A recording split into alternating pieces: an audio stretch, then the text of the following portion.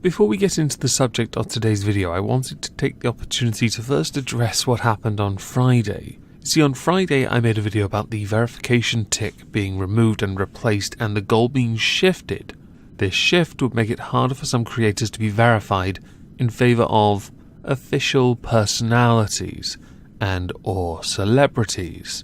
Within 2 hours of that video going live, Susan Wojcicki had tweeted out this and this, rendering basically my entire video moot. I should, however, clarify a point. The point being that in truth I don't particularly care about the verification tick. It is just a perk to help some channels, as I am nowhere near it.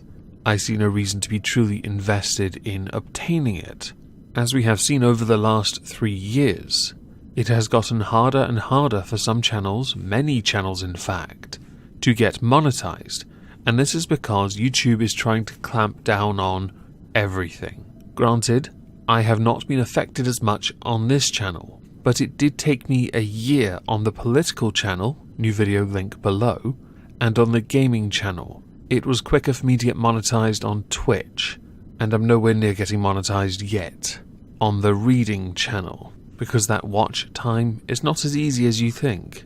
The point is, the tick doesn't matter, but there was already an idea that had existed anyway where both the tick and the name was highlighted anyway.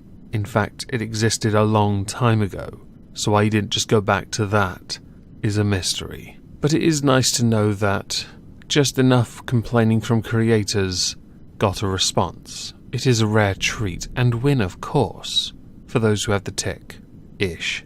Now moving on from that, I'm going to need to change this, because what we're going to talk about is a tad messed up, and I'm going to quickly explain something before we get into it. Just because I'm railing against the church in this video does not mean I am not railing against Islam. I have done it before with grooming gangs in the UK. It is just not relevant to the subject I'm going to discuss. I have to mention this because every time I do a video railing against actions performed by people influenced by the Christian church or Catholic church, whatever church you want to attend, invariably there will be one pedantic person in my comments saying, "Ah yes, but you're not railing against Islam." Context is key, not relevant to the subject. So let's get changed. Over the weekend, an operation conducted by the Franklin County Sheriff's Office in Ohio went off without a single hitch.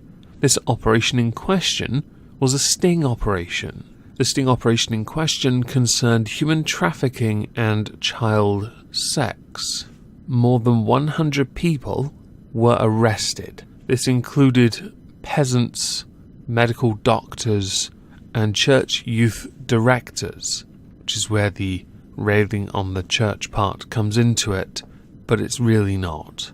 Some of the more intriguing aspects of this entire operation was that it was not just one, it was actually 4 parts, which involved 30 law enforcement agencies, over 40 women being arrested for prostitution, with some of those being placed in human trafficking rehabilitation programs, showing that some of these people had been exposed to some truly horrendous crimes for quite a long time. Those arrested included 24 individuals that showed up at an undisclosed location with the intention of meeting children for sex. This comes from a statement from Major Steve Tucker of the Sheriff's Office, with him saying that they show up with sex toys, they show up with lubrication, they show up with things that clearly somebody isn't going to show up to a house with unless they intend to engage in sexual activity. Now I would love to be a fly on the wall when these guys try and conjure up excuses as to what they actually intended to do with the sex toys in question, with children present, because as part of the sting operation, they were led to believe they were meeting a child. As earlier stated, I mentioned the church, but not at the same time. I only stated my earlier disclaimer because somebody's inevitably going to say, "You rail on the church, but you didn't rail Islam." Shut up. The youth director is Christian Gibson, or a former youth director. Others including Austin Kosia an emergency room doctor. The police have added that the intention with this sting was to focus on Franklin, Fairfield, and Delaware counties, which shows that this particular sting has a wide net. Major Tucker, who oversaw the entire investigation, which was carried out by the Internet Crimes Against Children Task Force, mentioned that officers would pose as underage boys or girls and had communicated with these men in internet chats. I earlier stated trafficking. One of the major probes of this entire investigation focused on taking down those who went beyond preying on children to have sex with them, who also sought to sell vulnerable individuals into human trafficking. Among all of those arrested, 36 men were charged with trying to buy sex, and one was arrested for promoting prostitution, with 43 women being arrested for selling sex. We in the UK have had, as I earlier right at the start mentioned, grooming gangs. This is harrowing stuff. People who are involved in this, people who have groomed children to adulthood to do what they say, essentially pimping out, deserve nothing but life in prison without the possibility of parole. I'm sure many of you will say the sentence is death. You say that. But I want these people to live the rest of their lives. Those who have sold children, those who have groomed children, those who have attempted to have sex with a child, or those who have had sex with a child. I can hear cognitive thought in the back of my head saying, use the rope, and many of you will undoubtedly agree with that.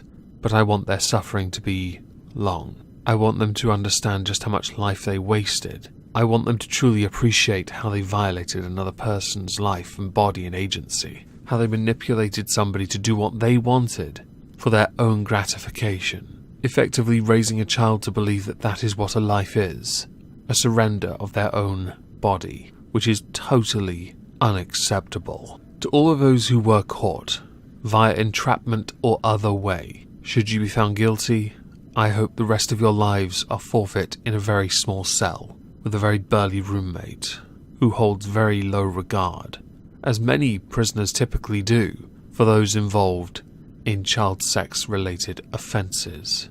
As for the prostitutes, I hope the rehabilitation helps you. If you were groomed from a young age and then forced down this path with no escape, I hope rehab is the opening to a door that helps you find peace and some freedom. If you, however, helped, that's where things get a little murky, and I am almost certain many in my chat will have very differing opinions on how best to help you. Those who are in positions of privilege, those who had earned trust within community for the work they do, one has to wonder what your involvement truly was. If it was just to meet a child, or whether you were scouting children. For example, the doctor and the former youth director at Redeemers at Courtright Church in Columbus. So essentially Christian Gibson and Austin Cozier on the screen here. That doesn't mean, however, the sentence should be any different to the rest of them. Life without parole seems fair for all of you.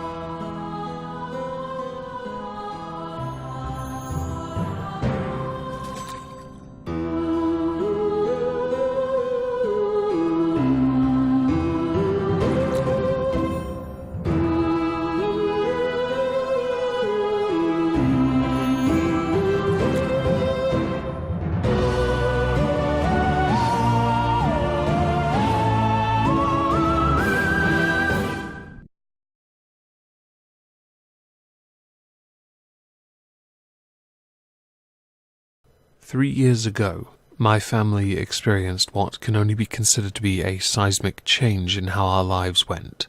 We lost somebody very valuable to us. 3 years later, I've been able to sit back and appreciate what I have, what I gained, what I learned, and the kind of person I became as a result of it. Initially, grief consumed me, as it would for anyone that loses somebody close to them. But in dealing with that passing, I was able to take the lessons I had learned from that person to be the very best version of me, not to make her proud, but to be sure that I could help those closest to me so that they didn't suffer any worse than I did. In doing so, I believe I've managed to find peace in loss. In doing so, I believe now I am the very person my mother thought I could be. Today marks 3 years, and that sucks, but I am very proud, and I think she would be too. To those of you who stuck it out with me, and remember this all too well from 3 years ago, thank you. To those who are listening now, I thank you too. I am grateful for any and all support I ever receive. And I think if my mother was a tad more tech-savvy, she probably would have been in my chats more often, back when she was here. 3 years though, huh? People say time flies. I think that's a lie. But knowing what I know now, I can appreciate the expedient rate that time does pass when one does find that peace.